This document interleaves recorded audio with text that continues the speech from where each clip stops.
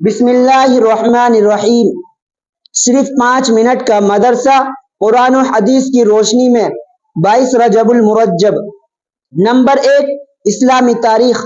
حضرت ابن عباس رضی اللہ عنہ کے علم حاصل کرنے کا شوق۔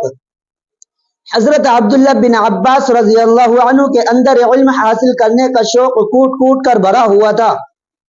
وہ اپنے ذوق و شوق کا حال خود بیان فرماتے ہیں کہ رسول اللہ صلی اللہ علیہ وسلم کے انتقال کے بعد میں نے ایک انصاری صحابی رضی اللہ عنہ سے کہا، آج صحابہ رضی اللہ عنہ کی بڑی جماعت موجود ہے، آؤ ان سے پوچھ پوچھ کر قرآن و حدیث جمع کر لیں۔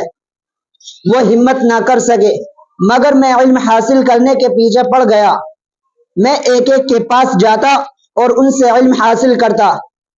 اگر وہ لوگ اپنے گھر میں آرام کر رہے ہوتے تو میں ان کے دروازے کی چوکھٹ پر سر رکھ کر لیٹ جاتا اور ہوا کی وجہ سے مٹی مجھ پر پڑتی رہتی۔ وہ صحابی رضی اللہ عنہ جب آرام سے فارغ ہو کر باہر آتے تو میں ان سے علم حاصل کرتا۔ وہ کہتے، آپ تو حضور صلی اللہ علیہ وسلم کے چچا زاد بھائی ہیں، مجھے کیوں نہ بلا لیا؟ میں کہتا، میں طالب علم ہوں، اس لیے میرا آپ کے پاس آنا زیادہ مناسب ہے۔ اس طرح تفسیر و حدیث کا بہت بڑا ذخیرہ میں نے جمع کر لیا اور لوگ میرے پاس علم حاصل کرنے کے لیے آنے لگے۔ نمبر 2، حضور صلی اللہ علیہ وسلم کا معجزہ، تھوڑے سے توشے میں برکت۔ غزوہ تبوک میں جب سامان خوراک ختم ہو گیا اور لوگوں کو بھوک ستانے لگی تو آپ صلی اللہ علیہ وسلم نے چمڑے کا بڑا دسترخوان طلب فرمایا، چنانچہ وہ بچھا دیا گیا۔ پھر آپ صلی اللہ علیہ وسلم نے لوگوں سے ان کا بچا کچا سامان خوراک منگوایا۔ پس کوئی آدمی ایک مٹھی چنے کے دانے ہی لیے آ رہا ہے، کوئی ایک مٹھی کھجوریں لا رہا ہے اور کوئی روٹی کا ایک ٹکڑا ہی لیے چلا آ رہا ہے، یہاں تک کہ دسترخوان پر تھوڑی سی مقدار میں یہ چیزیں جمع ہو گئی۔ پھر آپ صلی اللہ علیہ وسلم نے برکت کی دعا فرمائی۔ اس کے بعد فرمایا، اب تم سب اس میں سے اپنے اپنے برتنوں میں بھر لو۔ چنانچہ سب نے اپنے اپنے برتن بھر لیے، پھر سب نے کھایا، یہاں تک کہ خوب سیر ہو گئے اور کچھ بچ بھی گیا۔ نمبر 3، ایک فرض کے بارے میں، داڑھی رکھنا۔ رسول اللہ صلی اللہ علیہ وسلم نے فرمایا، مونچھوں کو کترواؤ اور داڑھی کو بڑھاؤ۔ فائدہ، داڑھی اسلامی شعار میں سے ہے اور داڑھی رکھنا شریعت میں واجب ہے، اس لیے مسلمانوں پر داڑھی رکھنا ضروری ہے۔ نمبر 4، ایک سنت کے بارے میں، پریشانی دور کرنے کی دعا۔ جب پریشان کن حالت میں ہو یہ دعا پڑھے، وَأُفَوِّضُ أَمْرِي إِلَى اللَّهِ إِنَّ اللَّهَ بَصِيرٌ بِالْعِبَادِ۔ ترجمہ، میں نے اپنے تمام حالات کو اللہ کے حوالے کیا، اللہ تعالیٰ اپنے بندوں کا نگہبان ہے۔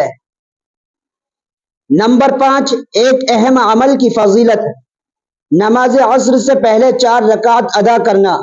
رسول اللہ صلی اللہ علیہ وسلم نے فرمایا، جو شخص نماز عصر سے پہلے 4 رکعت سنتیں ادا کرے تو اللہ تعالیٰ اس کے بدن کو دوزخ پر حرام کر دیتے ہیں۔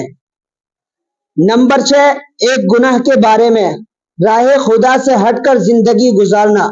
قرآن میں اللہ تعالیٰ فرماتا ہے، جو لوگ اپنی خواہشات کی پیروی کر کے تعالیٰ کے راستے سے بھٹکتے ہیں ان کے لیے سخت دردناک عذاب ہے، اس لیے کہ وہ حساب کے دن کو بھولے ہوئے بیٹھے ہیں۔ نمبر 7، دنیا کے بارے میں، نافرمان قوموں کی ہلاکت کی وجہ۔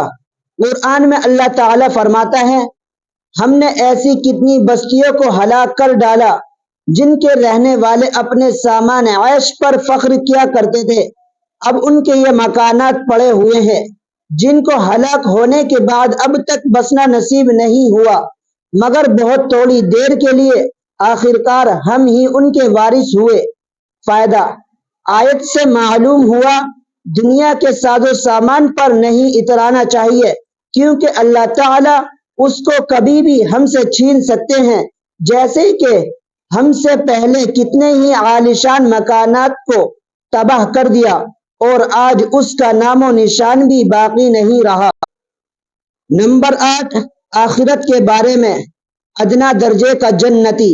رسول اللہ صلی اللہ علیہ وسلم نے فرمایا، ادنا درجے کا جنتی وہ شخص ہوگا جس کے لیے ایسی 1000 خدمات گزار ہوں گے، جو 72 بیویاں ہوں گی، اور ایک موتی زبرجد یاقوت سے بنا ہوا خیمہ ہوگا جس کی لمبائی مقام جامعہ سے مقام صنعاء کے مانند ہوگی۔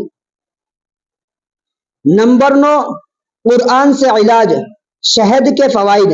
قرآن میں اللہ تعالیٰ فرماتا ہے، یخرج من بطونها شراب مختلف الوانہ فیہ شفاء للناس۔ ترجمہ، ان مکھیوں کے پیٹ سے پینے کی چیزیں نکلتی ہیں جس کے رنگ مختلف ہوتے ہیں، ان میں لوگوں کے لیے شفا ہے۔ فائدہ، شہد ایک ایسی قدرتی نعمت ہے جو مکمل دوا اور بھرپور غذا بھی ہے، جو ہر شخص اور ہر عمر والے کے لیے بے حد مفید ہے۔ خصوصیت سے صبح صبح نہر منہ اس کا استعمال بڑی بڑی بیماریوں سے حفاظت کا ذریعہ ہے۔ نمبر 10، نبی صلی اللہ علیہ وسلم کی نصیحت۔ ایک آدمی نے رسول اللہ صلی اللہ علیہ وسلم سے پوچھا، یا رسول اللہ، میں اپنے خادم کو کتنی بار معاف کروں؟ تو رسول اللہ صلی اللہ علیہ وسلم خاموش رہے، کوئی جواب نہیں دیا۔ پھر جب اس نے دوسری بار پوچھا تو رسول اللہ صلی اللہ علیہ وسلم نے فرمایا، ہر دن 70 مرتبہ معاف کرو۔